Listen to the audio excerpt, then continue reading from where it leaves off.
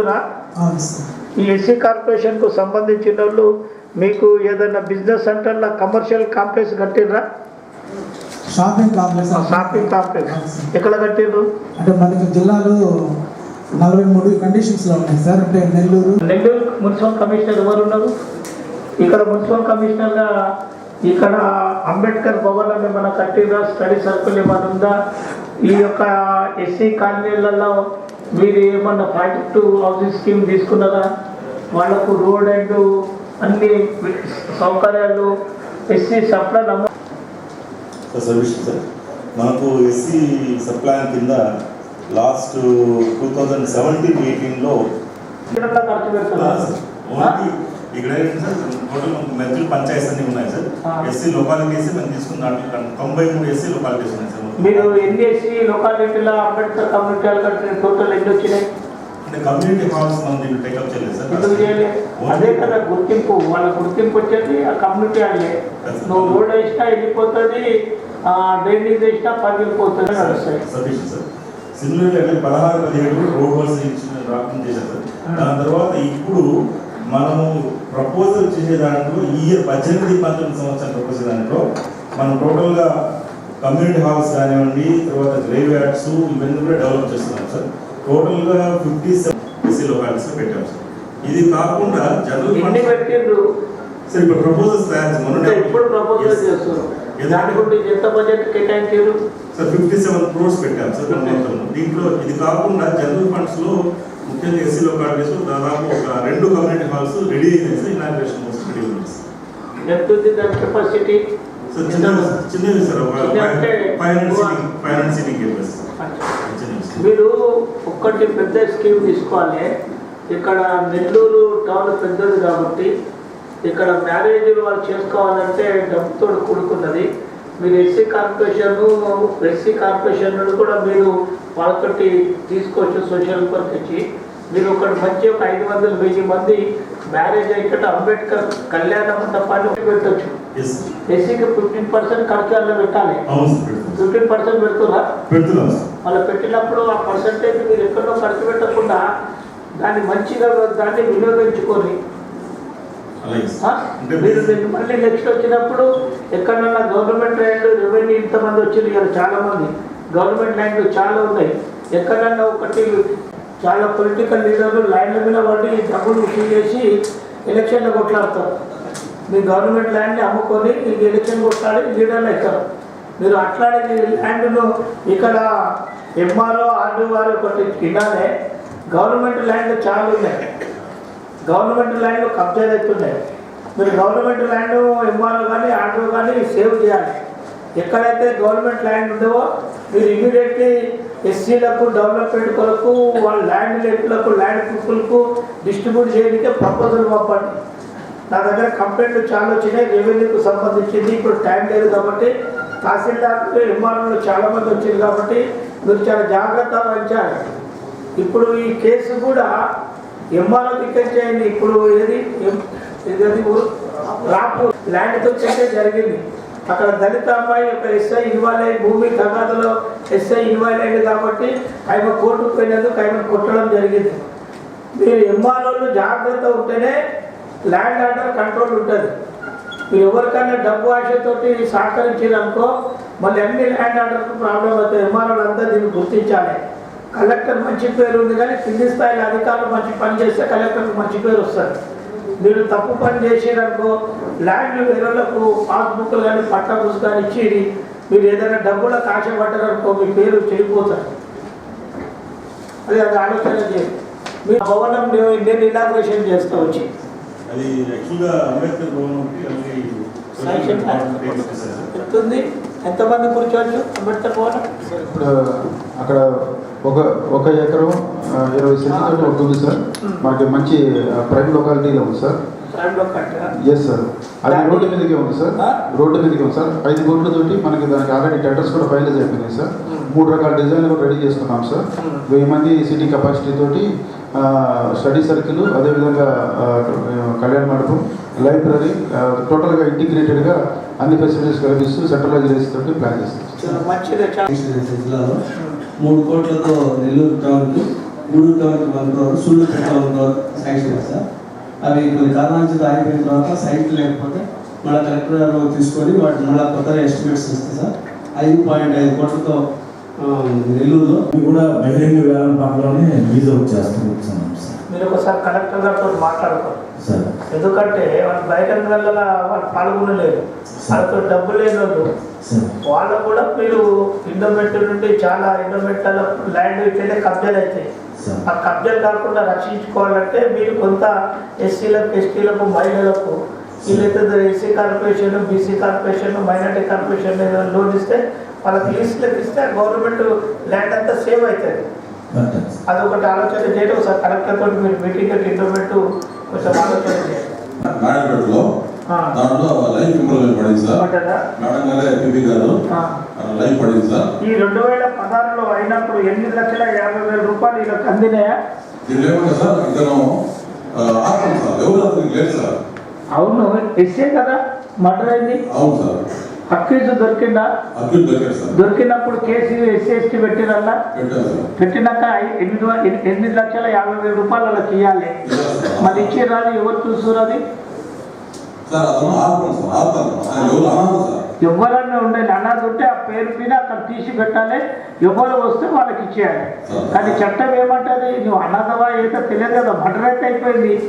SC అనాథ అయితే ఎవరైనా వాళ్ళ కన్సల్టీ సాకిలో వాళ్ళ ఫ్యామిలీలో ఎవరో ఉంటారు కదా.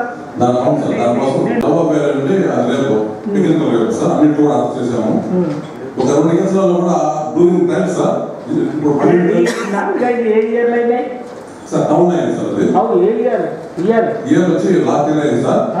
Last year 17. అవును సార్. 65 అమ్మాయి సార్. పేరు ఎస్టేట్ కేసు పెట్టాము. పెట్టిన తర్వాత వాళ్ళు మ్యారేజ్ చేసుకున్నాం సార్. మ్యారేజ్ చేసుకుని డిస్ట్రిక్ట్ నెక్స్ట్ 12వ తేదీన టైల్ నాకు కూడా ఇవ్వడం సార్. వాళ్ళు అంటే రాజు అయిపోయినారు సార్. మ్యారేజ్ చేసుకున్న వల్ల నలుగురు రాజు అయినా ఒక్కరే ఐదు వచ్చి రాజు, ఇంకా ముగ్గురు ఒకటే సార్. Okay sir. ఇంకో కేసులో అయితే మ్యారేజ్ కూడా చేసుకున్నాం సార్. మ్యారేజ్ చేసుకునే 2 కేసులు కూడా రాజు అయినాయి సార్. ఇంకా 2 కేసులు పోలీసు వాళ్ళు ప్రయత్నం చేసినట్టున్నారు, కూర్చోబెట్టి మాట్లాడి కాంప్రమైజ్ ఎందుకు ఈ కేసులు డబ్బులు అయినా వస్తాయి కదా సార్. డబ్బులు సార్. మరి మ్యారేజ్ కూడా అయింది, డబ్బులు కూడా ఇవ్వాలి. డబ్బులు కూడా వస్తాయి సార్. ఇది క్లియర్ అయిందా? ముగ్గురికి డబ్బులు పంపిస్తున్నాం సార్. మీరు కలెక్టర్ పంపించేశారా? కేసు పెట్టగానే ఇప్పుడు ఎస్సీ ఎస్టీ కేసులలో మీరు స్టేషన్ బిల్ ఇస్తారా? ఇస్తారు కదా చాలా దగ్గర స్టేషన్ బిల్లు. మీరు కూర్చున్న అధికారులు అందరూ జ్ఞాపకం పెట్టుకోండి. ఇప్పుడు సుప్రీంకోర్టులో కూడా వచ్చిన దానికి గారు ఇది నోట్ చేసుకోండి. ఎవరు కూడా స్టేషన్ ఇమ్మీడియట్లీ కేసు నమోదు చేసి డిఎస్పీకి పంపించి డిఎస్పీ ఎంక్వైరీ చేయాలి. ఇప్పుడు పార్లమెంట్లో అమెండ్ అయింది కాబట్టి రాజ్యసభలో ఇప్పుడు బయటకు వస్తుంది. మీరు దానికి బెల్ అనేది ఇవ్వద్దు. ఇంకోటి మీరు కూడా పోలీసు వాళ్ళు కూడా హైకోర్టులో బెల్ తెచ్చుకోవాలని కూడా సజెషన్ ఇవ్వద్దు. అతన్ని కేసు పెట్టగానే 24 గంటల పిలిపించి ఫస్ట్ ఎంక్వైరీ చేయాలి. మీరు ఎంక్వైరీ చేయకుండా నీకు సమయం ఉంది, 40 రోజులు ఉంది, నువ్వు 40 రోజులు రావాలని చెప్పడం మీకు అవసరం లేదు. కనీసం కంప్లైంట్ ఇచ్చిన వ్యక్తి అలా కళ్ళ ముందు అతను వచ్చి అరెస్ట్ చేసి చూపెట్టాలి. మీరు తర్వాత డిఎస్పీకి పంపించి మీ యొక్క చట్ట ప్రకారంగా జరిగేది జరపాలి. కానీ కంప్లైంట్ ఇచ్చినాక కూడా మీరు వాటిని పిలిపించి కూర్చోబెట్టకుండా మంచిగా నీకు మర్యాదలు ఇవ్వద్దు. ఈ విషయంలో డిఎస్పీలు అందరూ కూడా దీన్ని గ్రహించాలి. ఎవరు కూడా స్టేషన్ బిల్ ఇవ్వద్దు. మొన్న నేను ఇక్కడ జరిగింది కదా రాపూర్ దాని ఇన్సిడెంట్లో ఒక అమ్మాయి వరలక్ష్మి నన్ను ఎస్ఐఏ కులం మీద తిట్టింది. కేసు సీఐకి ఇచ్చినాక సీఐ కేసు ఇవ్వకుంటే ఆయన ఆ జడ్జి దగ్గరికి పోయింది. మీరు ఇమ్మీడియట్లీ కేసు మీరు ఏం చేస్తారో తర్వాత ఫస్ట్ ఎఫ్ఐఆర్ ఇష్యూ చేయండి. మీరు ఎఫ్ఐఆర్ ఇష్యూ చేసినాక కలెక్టర్కి పంపండి. కలెక్టర్ పంపినాక వాళ్ళ కంపన్సేషన్ అని వస్తుంది. ప్రభుత్వం మీరు కాదు ఇచ్చేది, మీ జోలకి నుంచి ప్రభుత్వం ఇస్తుంది. పోలీసు వాళ్ళు ఎఫ్ఐఆర్ వెంబడే మీరు కలెక్టర్కు పంపాలి. ఆ కలెక్టర్కు పంపిన వ్యక్తి ఎవరు అంటే మీరే కదా. మీరు ఇమ్మీడియట్లీ పోలీస్ స్టేషన్ ఎప్పుడు మీరు పేపర్లు చూస్తుండాలి. దీంట్లో చాలా జాగ్రత్తగా ఉండండి. ఎక్కువగా పోలీస్ స్టేషన్లో ఎస్సీ ఎస్టీ కేసులు అయ్యే పోలీస్ స్టేషన్ ఏముండదండి, ఎక్కువ క్రైమ్ అయ్యే పోలీస్ స్టేషన్ నార్మల్ అక్రాన్స్ జరుగుతున్న వెంటనే రిపోర్ట్స్ వస్తాయి కానీ ఒకటే టార్గెట్ అయితే పోలీస్ స్టేషన్. అంటే కొన్ని ఏరియాలు ఎట్లుంటాయి అంటే పొలిటికల్ ఇష్యూస్ దాని మీద ఏమైనా కావాలని పెట్టుకునే ఎక్కువ ఉంటాయి. మీ దగ్గర క్రైమ్ ఎక్కువ అవుతుంటాయి. దొంగతనాలు పోలీస్ స్టేషన్లో కాన్సంట్రేటెడ్ ఒక పోలీస్ స్టేషన్ ఎక్కడ జరగలేదు సార్. జరగలేదా? లేదు, మా జిల్లాలో లేదు సార్. కేసులు సార్ ఉన్నాయి సార్. ఎన్ని ఉన్నాయి? మా దగ్గర 26 ఉన్నాయి సార్. 26 సార్. వాటిలో 4 ఛార్జ్షీట్లు అయిపోయినాయి సార్. పెండింగ్ ఉన్నవండి 4 ఏమో హైకోర్టులో పెండింగ్ ఉన్నాయి సార్. హైకోర్టులో ఉన్నాయి. హైకోర్టులో పెండింగ్ లేదన్నా అక్కడ పెండింగ్ ఉందన్నది అంటే ఈ stay orders appeals madam appeals చెప్పింది. ఈ స్టే ఆర్డర్స్ స్టే అంటే అదే కదా, స్టే తెచ్చుకోండు కదా. స్టే అంటే పెండింగ్ ఉన్నట్టే కదా. మరి ఇప్పుడు కోర్టు దాకా పోయిందంటే పోలీసు వాళ్ళు అప్పుడు ఉన్నది. మీరు అప్పుడంటే ఏదో మీరు కొంచెం మనసులో దొరికింది. సుప్రీంకోర్టు కొంత చెప్పింది ఇది ఫాల్స్ కేసులు, ఆ కేసులు, ఈ కేసులు అని. ఇప్పుడు ఫాల్స్ కేసు అనేది ఏం లేదు. అది నిజంగా ఫాల్స్ కేసు అయినా నువ్వు అరెస్ట్ చేయాలి. కోర్టుకు తీసుకుంటాడు. అది ఫాల్సా కాదా మీరు నిర్ణయించేది. మీరు జడ్జిలు కాదు కదా. పోలీసు వాళ్ళు కేసు నమోదు చేసి కోర్టు పంపాలి. మీరు డిసిజన్ తీసుకునే రైట్ మీకు లేదు. ఇది ఫాల్స్ కేసు, ఇది తప్పు ఉన్నది అది చూసుకోండి. ఎంపీ గారితో రిక్వెస్ట్ చేసి మళ్ళీ పిటిషన్ అవి కూడా పెట్టించి వచ్చాం సార్. సుప్రీంకోర్టు రీసెంట్ డెసిషన్స్లో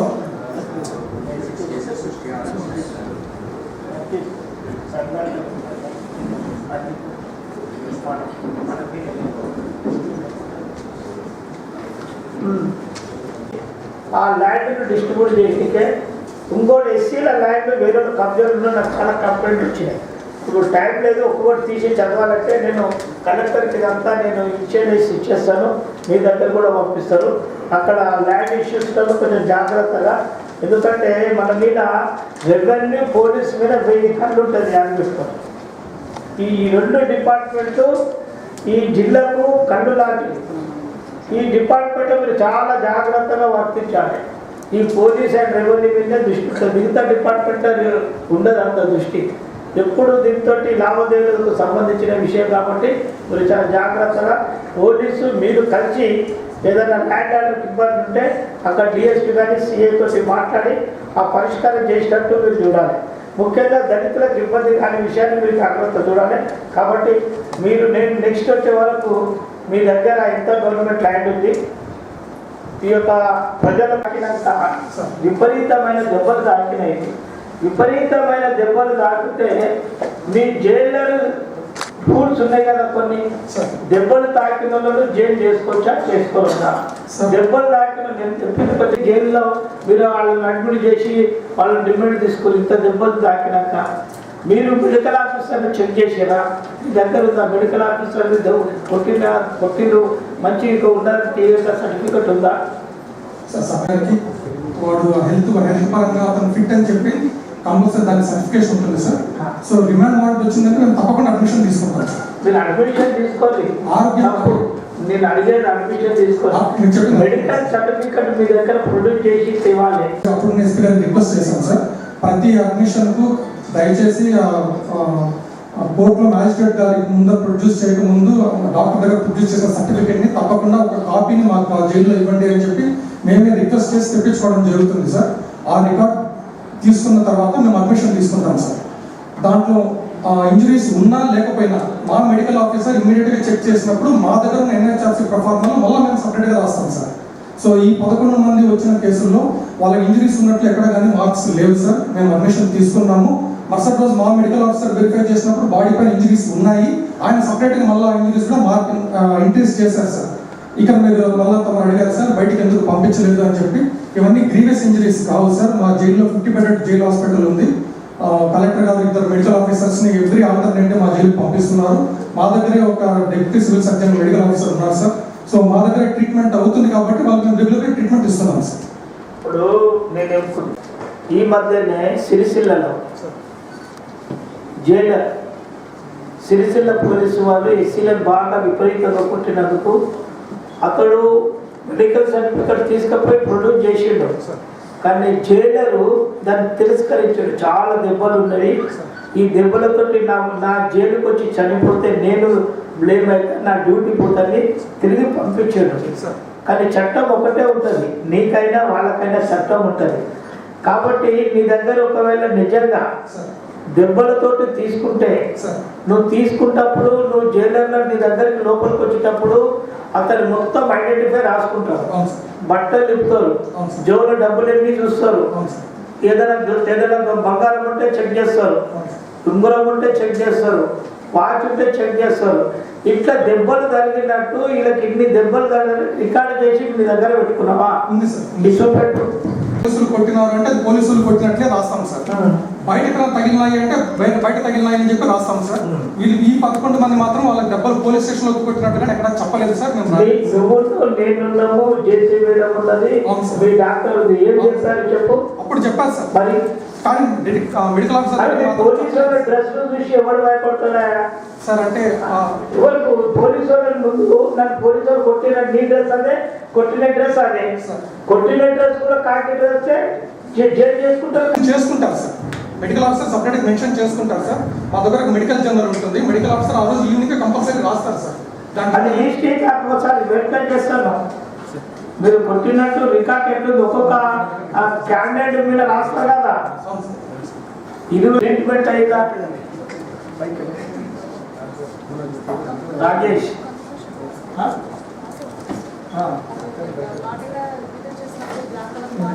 ఇప్పుడు ఒకటి సూపరింటెండెంట్ అనుకోండి, నేను ఈ విషయం ఎందుకు చెప్తున్నా అంటే మీ దగ్గరికి ప్రభుత్వానికి బ్లేమ్ వస్తుంది. ప్రభుత్వం మీద దళితుల యొక్క వ్యతిరేకత ఆలోచన జరుగుతుంది. మనం ఏం చేసినా చట్ట ప్రకారంగా చేయాలి. చట్టం ఎవరికి చుట్టం కాదు, చట్టం చేసుకుంటూ పోతుంది. మీరు ఇందులో ఎక్కడ కూడా కాంప్రమైజ్ కావద్దు. ఎక్కడ కూడా మీరు ఈ రిపోర్టు మీరు రాశారు కదా, ఇప్పుడు చెప్పింది కూడా మీరు గవర్నమెంట్కు రిపోర్ట్ రాయండి. నేను ఇది చెక్ చేస్తాను. కొద్దిగా కాపీ మేడం తోటి మాట్లాడు కూడా ఉంది. ఇవన్నీ అందరూ ఉన్నాయా? అంటే దెబ్బలు తాకినా కానీ మీరు జైలు చేసుకోవచ్చు అని చెప్పండి సార్. నేను కూడా తెలుసుకుంటా. నేనేమో లా కాదు కదా, నేను హాస్పిటల్ కాదు, నేను అడ్వకేట్ కాదు, నేను ఒక పొలిటీషియన్ కి వచ్చిన. అసలు కోర్టు వారే రిమాండ్ వారెంట్ ఇష్యూ చేయరు సార్. రిమాండ్ వారెంట్ ఇష్యూ చేసిన తర్వాత తీసుకుంటాం సార్. ఇక్కడ ఒక చిన్న ఎగ్జాంపుల్ సార్. చెప్పండి. 2014 సార్ ఒక ప్రిజనర్ కంప్లీట్ గ్యాస్ట్రిక్ ప్రాబ్లంతో జైలుకి అడ్మిషన్ వచ్చాడు సార్ విత్ రిమాండ్ వారెంట్. అతనికి medical officer gastroenterologist further opinion చెప్పి కూడా రాశారు సార్. వాళ్ళని మేము అడ్మిషన్ తీసుకున్నాం సార్. మా దగ్గర మెడికల్ జైల్ హాస్పిటల్లో పెట్టుకున్నాం సార్. 22/10/2014 సార్ అడ్మిషన్ తీసుకున్నాము, జైల్లో పెట్టుకున్నాము. 5 రోజులు మా దగ్గర ట్రీట్మెంట్ ఇచ్చాము. మా దగ్గర కుదరినప్పుడు 25/10/2014 గవర్నమెంట్ హాస్పిటల్కి పంపించాం సార్. మీరు జనరల్గా ఇంత 11 రోజులైనా అంత గాయాలు ఉన్నాయి, మానిపోలే. అప్పుడు ఫ్రెష్గా ఎంత గాయంటే నేను వస్తుంటే నడుస్తలేదు. మీరు ఇమ్మీడియట్లీ పోలీసులకు నువ్వు సపోర్ట్ చేయొచ్చు, పర్వాలేదు. కానీ ఇమ్మీడియట్లీ మెడికల్కు పంపి వాడు ట్రీట్మెంట్ను నీ అదృష్టానికి నువ్వు చాలా మంచి వ్యక్తి, నీ భగవంతుడు నేను బాగా రక్షించుడు. ఒకవేళ అందులోనే జైల్లో ఎవరైనా చనిపోతే హైదరాబాద్లో జరిగింది, 2 చనిపోయారు. నీకు సిరిసిల్ల రిపోర్ట్ దిగి అక్కడ బాగా కొట్టినందుకు జైల్లో అడ్మిట్ చేస్తే జైల్లో చనిపోయాడు. మందకృష్ణ మాదే దాన్ని కంప్లైంట్ ఇస్తే నేను రివ్యూ మీటింగ్ పెట్టిన ఢిల్లీలో నుంచి, ఎస్పీని నుంచి. అంటే నీ అదృష్టానికి ఏం జరగలేదు, అది భగవంతుడు నేను సేవ్ చేసాడు. ఒకవేళ నీ దగ్గరనే ఎవరైనా దెబ్బలకు హార్ట్ అటాక్ వచ్చో ఏదో వచ్చి చనిపోతే నువ్వు సస్పెండ్ అవుతుంటివి. ఆ పోలీసు వాళ్ళు కొట్టింది కాదు ఎక్కడ రాకుండా నీ మీద క్లెయిమ్ అవుతుండే. అది నీ యొక్క నిర్లక్ష్యం వల్ల అంటారు. చిన్న సబ్మిషన్ రిమాండ్ వారెంట్ ఇష్యూ చేసిన తర్వాత ఆ ప్రిజనర్ జైలుకి వచ్చిన తర్వాత అతనికి సీరియస్ ఇంజరీస్ ఉంటే మేము వెంటనే ఎస్పీ గారికి పర్సనల్గా ఫోన్ చేసి మాట్లాడుతున్నాం సార్. అటువంటి సిచ్యువేషన్ ఇంతవరకు నెల్లూరు జిల్లాలో సార్. కానీ దయచేసి సార్ ఒక చిన్న రిక్వెస్ట్ సార్. నువ్వు డాక్టర్ గా, నేను డాక్టర్ గా, డాక్టర్ గారు చూస్తారు. డాక్టర్ నీ సాక్షి ఇవ్వడం సాక్షి ఆచి అది కూడా చిన్న సబ్మిషన్ సార్. డాక్టర్ గారు మా ప్రిజన్ డిపార్ట్మెంట్ డిప్యూట్ చేయలేదు సార్. డాక్టర్ గారు కూడా డిప్యూటేషన్ పీరియడ్ లాస్ట్ మంత్ 31తో అయిపోయింది సార్. ఆయన ఇప్పుడు మా డాక్టర్ కాదు సార్. ఫస్ట్ ఆయనే చూశారు. కలెక్టర్ గారిని రిక్వెస్ట్ చేసి కలెక్టర్ గారిని మా దగ్గర వేరే డాక్టర్స్ లేరు కాబట్టి నేను డిప్యూటేషన్ పైన పెట్టుకొని ఉన్నాం సార్. ఇంకా అంటే వేరే డాక్టర్స్ రాలేదు, వచ్చేంత మా దగ్గర ఉండండి అని పెట్టుకున్నాం సార్. ఈయన మాకు అడ్హియరెన్స్ ఎటువంటి అలిజియన్స్ మాకు ఉండదు. ఆయన ఇతన్ని రెఫర్ చేయండి అని చెప్తే మేము రెఫర్ చేయకుండా పోవడం అంటూ జరగదు సార్. ఇప్పుడు జైలు నేను కూడా జడ్జి, నేను అందు గురించి ఆ విషయం మీ దగ్గరకు వచ్చి మాట్లాడాను. ముందు నీ దగ్గరకు వచ్చినప్పుడు వాడు దెబ్బలు లేదని చెప్పిండు, కదా కాదు సార్, సర్టిఫికేట్లో లేవు సార్. అదే నేను అదే చెప్తున్నా, రైటింగే కదా నీకు ఆధారం, రైటింగే ఆధారం కాబట్టి నేను లేదని చెప్పాను. అతను అడిగినాక కూడా దెబ్బలు కాదన్నాడు. ఉన్నాయి సార్, దెబ్బలు ఉన్నాయి, పోలీసు వాళ్ళు కొట్టినట్టు చెప్పలేదు. అదే నేను చెప్పేది అదే. తర్వాత ఎక్కైపోయింది కదా దెబ్బలు ఉండవని, తర్వాత రికార్డ్ తయారు చేసేవారు. మీరు ఎస్పీకి పంపించారా? అది అవసరం లేదు సార్, అవసరం లేదా? పంపించారా? కూర్చో. ఈ మొత్తము దేశంలో ఒక సంచలనాత్మకమైన ఇష్యూ జరిగింది ఇది. ఈ ఇష్యూను ప్రభుత్వము పోలీసు కూడా బ్లేమ్ అయ్యే పరిస్థితి ఉంది. ఇది జరిగింది అంటే అనుకోకుండా రోజు రాత్రి సార్, రాత్రి సుమారు 7:45 గంటల మధ్య అది జోసఫ్ అని అతను పోలీస్ స్టేషన్లో రిపోర్ట్ ఇస్తే అది అలా తన భార్యని అవమానపరంగా మాట్లాడని చెప్పి 20 నుంచి తిరుగుతూ ఉన్నాడు సార్. లాస్ట్ మంత్ 29 నుంచి చెప్పేటప్పుడు రియాలిటీ చెప్పాలి. నువ్వు అలా అక్యూజ్ కాదు, నువ్వు కొట్టినని కాదు, ఏం కాదు, పై అధికారి నీకు వచ్చిన రిపోర్టు నువ్వు ఎన్క్వైరీ చేసిన వ్యక్తి కాబట్టి న్యాయం చెప్పాలి. నువ్వు డ్రెస్ వేసుకున్నావు, న్యాయం మీద డ్రెస్ ఉంది, అది అది అన్యాయానికి కాదు, అది న్యాయం కొరకే నీ డ్రెస్. నువ్వు ఇప్పుడు ఇంపార్టెంట్ పర్సన్ కూడా. అయితే 29వ తారీఖు నుంచి జోసఫ్ అనే వ్యక్తి తన భార్యని, అది కొత్త అర్జునవాడు సార్ జోసఫ్ది, తన భార్యని పలానా సుబ్బరాయుడు నా భార్య వెళ్ళి క్యాజువల్గా వెళ్తా ఉంటే అక్కడ ఉంటే అతన్ని డబ్బులు అడిగితే అతను నాన్న రోతగా తాగి బాగా తిట్టి అవమానకరంగా తిట్టాడని చెప్పి 29వ తారీఖు నుంచి పోలీస్ స్టేషన్కి వెళ్తున్నాడు జోసఫ్ సార్. ఎస్ఐ కోర్టు పని మీద వేరే పని మీద తిరుగుతూ ఉన్నాడు సార్. మళ్ళీ 1వ తారీఖు రాత్రి కూడా జోసఫ్ వచ్చాడు. నా రిపోర్టు సంగతి నాకు కేసు కావాలి సార్, మీకు ఇంటికి కూర్చున్నాడు సార్ జోసఫ్. అప్పుడు కేసు రిజిస్టర్ చేశారు సార్. 506, 509 కింద క్రైమ్ నెంబర్ 49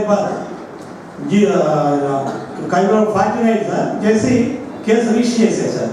రిజిస్టర్ చేసిన తర్వాత అక్కడ కానిస్టేబుల్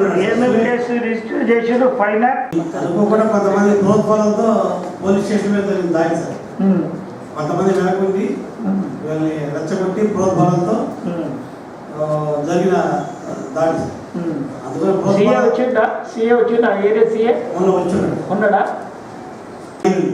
ఇంకోటి 506 సార్. 506 అది బెదిరించినట్టు సార్. ఎవరిని బెదిరించినట్లు? అవును సార్, మహిళలు. దాని మీద ఎఫ్ఐఆర్ రిజిస్టర్ చేసేది సార్. చేసిన తర్వాత విచారణ నిమిత్తం వాళ్ళు అక్కడే ఉన్నారు సార్ జోసఫ్ స్టేషన్లో. పొల్లయ్య జోసఫ్ వాళ్ళంతా అక్కడే ఉన్నారు సార్. దాని మీద కానిస్టేబుల్ సురేష్ కానిస్టేబుల్ కొత్త అర్జీల వాడి దగ్గరికి వెళ్తే అక్కడ పెట్రోల్ బంక్ దగ్గర సుబ్బరాయుడు ఉన్నారు సార్. సుబ్బరాయుడు ఉంటే ఆయన్ని నేను ఎస్ఐ గారు రమ్మంటా విచారణ నిమిత్తం నీ మీద పలానా రిపోర్ట్ ఇచ్చారు రమ్మంటే నేను వస్తానులే పదా అని చెప్పి చెప్పాడు సార్. చెప్పిన తర్వాత ఒక 20 నిమిషాలు, ఒక అర్ధగంట తర్వాత ఈ సుబ్బరాయుడు ఇంకా కొంతమంది 5-6 మందిని తీసుకొని ఆ పోలీస్ స్టేషన్ బయట ఎండి ఆఫీస్ ముందు రోడ్డు మీద అక్కడికి వచ్చి ఉన్నారు సార్. అక్కడ వచ్చి ఉంటే ఈ కానిస్టేబుల్ బయటకు వెళ్తున్నాడు సార్, పిలిచి కానిస్టేబుల్. అతన్ని అందులో రాజేష్ అనే వ్యక్తి తిట్టాడు సార్. అంటే జోసఫ్ మీరు రిపోర్ట్ ఇస్తే మిమ్మల్ని పిలుస్తారా, మీ పోలీసు వాళ్ళు సగం అది వెళ్తే మీరు ఎట్లా చేస్తారు, అది ఇదని క్యాన్సర్ తిట్టాడు సార్ రాజేష్. ఎందుకని నన్ను తిడతామని సురేష్ కూడా. ఎవరు తిట్టారు? వర్గాల మధ్యన పోటీ వచ్చింది. న్యాయం అనేది అందరికీ సమానమే. పోలీసు అయినా, దళిత సంఘాలైనా, దళితులైనా మేము ఎంక్వైరీ చేసినాము, తీవ్రంగా ఎంక్వైరీ చేసినాము. మా మేడం కూడా, జేసీ గారు కూడా ఉన్నారు, ఆర్డీఓ మేడం గారు ఉన్నారు, అందరం కూడా ఉన్నాము, జైలర్ కూడా ఉన్నారు, అందరూ అడుగుతున్నాం. కాబట్టి కొంతమంది పోలీస్ అధికారులు డిసిప్లిన్గా ఉండవలసిన పోలీస్ అధికారులే ఒక విచారణ జరిగేటప్పుడు వారు కూడా ఏదైనా అన్యాయం జరిగితే నాతోటి కలిసి రిప్రజెంటేషన్ తీసుకొచ్చి నేను రాత్రి 12-1 గంట దాకా అందరినీ కలిసిన. కానీ వాళ్ళు కూడా దళితులు పోలీస్ ఆఫీసర్లు అయితే వాళ్ళ సమస్యలు కూడా నా దగ్గరికి ఎన్నో వస్తాయి. పోలీసు ఒక ప్రమోషన్ విషయం, సస్పెండ్ విషయం, హరాస్మెంట్ విషయం కూడా పోలీసులు నా దగ్గరికి వస్తారు. ఈ సంఘ నాయకులు నిజంగా డిసిప్లిన్ ఉంటే నా దగ్గరకు వచ్చి కలవాలి, కలిసి రిప్రజెంటేషన్ ఇవ్వాలి. నేను కూడా వాళ్ళతో మాట్లాడతా, వాళ్ళకి ఏది అన్యాయం జరిగిందో చేస్తా. కానీ ఇక్కడ జరిగింది దళిత పోలీసు దగ్గర దౌర్జన్యం జరగలే. ఒక్కటి అర్థం చేసుకోవాలి, అక్కడ వచ్చిన అధికారులందరూ కూడా నేను వచ్చింది ఏంది దళితుల మీద అన్యాయం జరిగింది, పోలీసు వాళ్ళు అటాక్ చేసిరు, కుట్టిరంతా విచారణ ఇంకా తేలలే. పరిష్కారము కలెక్టర్ గారు ఎస్పీ గారితో కూర్చొని ఏం చేయాలి అనేది చర్చ జరిగేటప్పుడు వీళ్ళు ఇంత ఈ భారతదేశంలో ఎక్కడ కూడా పోలీసు వాళ్ళు ఈ విధంగా ఇంక్వైరీకి వచ్చేటప్పుడు ఈ జరిగేటప్పుడు వచ్చి విచ్చలవిడిగా మాట్లాడారు. దళిత పోలీస్ సంఘం ఉన్న వాళ్ళు అయితే అనుకోకుండా ఇక్కడ మామూలుగా సంఘంతో కూర్చొని ఉన్నారు, తెచ్చిపోయినా సార్, బాగా తిట్టి పంపించినాం sir. I will take action sir. And from the department of police department I apologise for the incident sir. Our people will not disturb it again sir. Will take care sir. Again apologise the honourable members. మీరు చెప్పొద్దు కానీ అట్టడుకున్న వ్యక్తులకు అన్యాయం జరిగిందనే బాధ. అంతకంటే రెండో విషయం ఏం కాదు. ఇది ఎప్పుడు కూడా చరిత్రలో నేను చూసిన 40 ఏళ్లలో పోలీసు ఈ విధంగా తిరగబడి మాట్లాడింది కమిషన్ దృష్టికి ఫస్ట్ టైం చూస్తున్నా సార్. చేశారు సార్, పోలీస్ స్టేషన్కి వచ్చారు, బయటకు వెళ్ళారు, ఇక్కడ కూడా కలిశారు అందరినీ. So and already received guide lines sir. నేను కానీ కలెక్టర్ గారు కానీ టోటల్లీ మీరు చెప్పినవన్నీ కూడా గైడ్ లైన్స్ తీసుకున్నాం సార్. ఇందులో మ్యాక్సిమం మొత్తం లీగల్గా what ever is the possible అన్నీ కూడా స్టెప్ బై స్టెప్ చేసుకుంటూ వస్తాం సార్. ముఖ్యంగా ఎవరైతే మనకి కేసులో లేరో ఖచ్చితంగా వాళ్ళు బయటకు వస్తారు సార్. అరెస్ట్ కాని వాళ్ళు కానీ అరెస్ట్ అయిన వాళ్ళు కానీ వాళ్ళకి ఖచ్చితంగా వాళ్ళకి హెల్ప్ ఉంటుంది సార్ 100%. సిమిలర్లీ ఎవరు ఏం చేశారు కేసులో అన్న ఓవర్ ట్యాక్స్ ప్రకారమే కేసులో పోతాం తప్ప ఎటువంటి పరిస్థితుల్లో కూడా ఎక్స్ట్రా ఏమి పోయేది ఉండదు సార్. రెండోది అట్లాగే కలెక్టర్ గారు కూడా ఆల్రెడీ మార్నింగ్ నుంచి మాట్లాడుతున్నారు సార్. వీళ్ళకి ఎట్లాగైతే బెయిల్ కోసం కానీ మిగిలిన లీగల్ అసిస్టెన్స్ కోసం ఏం చేయొచ్చని ఆలోచించి ఆల్రెడీ కలెక్టర్ గారు కూడా డిస్ట్రిక్ట్ జడ్జి గారితో మాట్లాడారు సార్. అలాగే లీగల్ సర్వీసెస్ అథారిటీతో మాట్లాడారు సార్. వాళ్ళ ద్వారా కలెక్టర్ గారు కూడా చెప్తారు సార్. షార్ట్లీ వాళ్ళకి పూర్తి హెల్ప్ ఇచ్చి తొందరగా బెయిల్ ఇచ్చి ఏర్పాటు చేయడం జరుగుతుంది sir. So we have taken all your guidelines sir. What ever your guidelines sir, we have taken all your guidelines. And అన్నీ కూడా ఏమన్నా ఒకటి మన సీనియర్ ఆఫీసర్స్తో డిస్కస్ చేస్తుంది, అది చేసి మేము క్లోజ్ చేస్తాం సార్. కమిషన్ రికమెండేషన్స్ అన్ని we are taking sir. All the recommendations which are given by the all members sir, we are taking them sir. కొంచెం ఆవేశంతో మాట్లాడడం జరిగింది. Again repeat it sir, it is certainly not against the proceeding sir, not against the member sir. ఎవరో మాట్లాడుతుంటే దాని మీద వాళ్ళు ఆధారపడడం జరిగింది సార్. Inventive discipline department certainly will honour you sir and will honour the commission sir. And we thank you sir for your valuable guidance. And even joint collector గారు కూడా ఎంక్వైరీ చేస్తున్నారు సార్. ఎంక్వైరీ రిపోర్ట్ బేస్ మిగిలిన steps అన్ని కూడా తీసుకోవడం జరుగుతుంది sir. Joint collector గారు కూడా మీ సమక్షంలోనే చాలా వరకు ఎంక్వైరీ కంప్లీట్ చేస్తున్నారు sir. So thanks for giving the opportunity. ధన్యవాదాలు చెప్పాలి సార్. అలాగే ఆ విలేజ్ కూడా విజిట్ చేయడం జరిగింది సార్. జాయింట్ కలెక్టర్ గారు మొత్తం గత 4 రోజుల నుంచి ఎంక్వైరీ ఆల్మోస్ట్ కంప్లీషన్కి వచ్చింది సార్. ఇంకొక గూడూరు సబ్జెక్ట్ నుండి అక్కడ వాళ్ళ స్టేట్మెంట్లో తీసుకుంటే మనకి ఎంక్వైరీ కూడా కంప్లీట్ అయిపోతుంది సార్. అలాగే మీరు చెప్పిన అన్ని రికమెండేషన్స్ అన్నీ కూడా ఇంప్లిమెంట్ చేయడం జరుగుతుంది సార్. మార్నింగ్ నుంచి కూడా ఈ నెక్స్ట్ టైము కోర్టుకు వచ్చినప్పుడు ఇమ్మీడియట్గా వాళ్ళందరికీ బెయిల్స్ వచ్చే విధంగా ఆల్రెడీ అటు జ్యుడిషియరీతో కానీ ఇటు డిస్ట్రిక్ట్ లీగల్ సర్వీస్ అథారిటీ వాళ్ళతో మాట్లాడటం జరిగింది సార్. పబ్లిక్ ప్రాసిక్యూటర్ గారికి కూడా ఇన్స్ట్రక్షన్స్ ఇవ్వడం జరుగుతుంది సార్. సో ఎవరైతే కేసులో ఇన్నోసెంట్స్ ఉన్నారో వాళ్ళందరినీ ఇమీడియట్గా రిలీజ్ చేయడానికి చర్యలన్నీ తీసుకుంటున్నాం సార్. అలాగే ఫ్రీ లీగల్ ఎయిడ్ కూడా ఇవ్వడం జరుగుతుంది సార్. ఇప్పుడు ఏదైతే లాయర్ని పెట్టుకుంటారో అవి అవన్నీ కూడా గవర్నమెంట్ ఇవ్వడం జరుగుతుంది. అలాగే గత కొద్ది రోజుల నుంచి అయితే అరెస్ట్ అయితే లేవు సార్, ఆపేయమని కూడా చెప్పడం జరిగింది సార్. అలాగే ఆ విలేజ్లో ఉన్న మెంబర్స్ని మనం పీస్ 20 మెంబర్స్ కింద అపాయింట్ చేయడం జరిగింది. అలాగే నెక్స్ట్ ఛార్జ్ షీట్కి సంబంధించింది కూడా తమ ఇచ్చిన ఇన్స్ట్రక్షన్స్ కేసు గురించి మన డెసిషన్స్ ప్రకారము ఒకసారి ఎస్పీ గారు, జాయింట్ కలెక్టర్ గారు అలాగే గవర్నమెంట్ లెవెల్లో మాట్లాడేసి తగిన పాజిటివ్గానే డెసిషన్ తీసుకుంటాం సార్.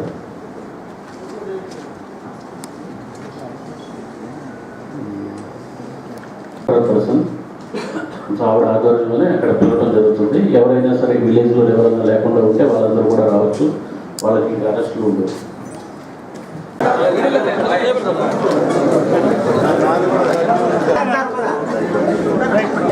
ఢిల్లీ నుండి బయలుదేరి తిరుపతికి వచ్చి తిరుపతి నుండి నెల్లూరు ఏదైతే దళితుల పైన జరిగిన సంఘటన, పోలీస్ వ్యవస్థలు వాళ్ళ మీద దాడి విషయంలో వచ్చిన రాయ్పూర్ సంఘటనలో 350 కుటుంబ సభ్యులున్న ఆ గ్రామంలో అక్కడ ఇద్దరు దళితుల మధ్యన డబ్బు విషయంలో ఒక్కరి మీద ఒక్కరు కంప్లైంట్ ఇచ్చి ఎస్ఐ గారు ఆ యొక్క డబ్బు తీసుకునే వ్యక్తిని పిలిపించి విచారణ జరుగుతున్నప్పుడు ఆ యొక్క విచారణ అది సివిల్ మ్యాటరా,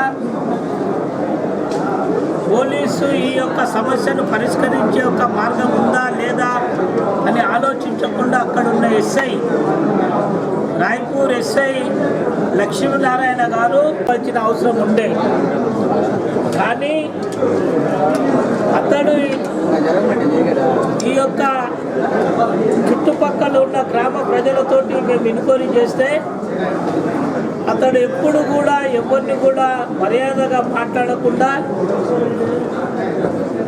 దళితులు కానీ వేరే వర్గాలు బీసీలను కానీ విపరీతంగా బాధ పెడుతున్న విషయాన్ని ప్రజలందరూ కూడా చెప్పడం జరిగింది.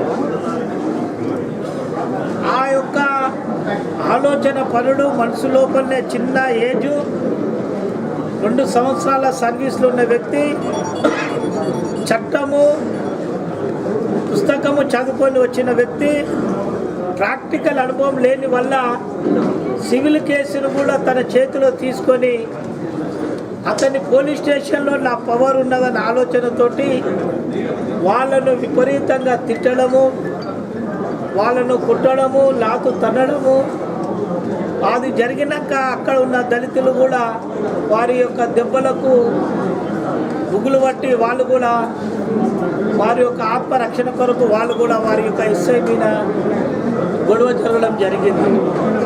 ఎస్ఐకి తల వలిగింది, ఎస్ఐకి కానిస్టేబుల్లో కూడా దెబ్బలు తాకాయి. కానీ ఎస్ఐ గారు ముందు చేంజ్ చేసుకున్నందుకు వారు కూడా చట్ట ప్రకారంగా ఒక దళితులను కులం పేరుతోటి తిట్టినందుకు పోలీస్ అధికారులు ఆయన మీద SC/ST యాక్ట్ కేసు పెట్టాలని నేను చెప్పడం జరిగింది. ఎందుకు ఈ విషయాన్ని చెప్పానంటే అక్కడ ఎంక్వైరీ చేశాను, చెప్పారు ప్రజలు, కానీ దెబ్బలు తిన్న వ్యక్తులతోటి తెలుసుకోవడప్పుడు మేము జైలుకి వెళ్ళాము. జేసీ గారు మేడం వచ్చాది, ఆర్డీఓ మేడం వచ్చాది, నేను వచ్చాను, అడిషనల్ ఎస్పీ ఉన్నారు, మిగతా సంఘాల నాయకులు కూడా జిల్లాల మీద, ముడ్డి మీద, కాళ్ళ కింద విపరీతంగా దెబ్బలు తాకడం జరిగింది.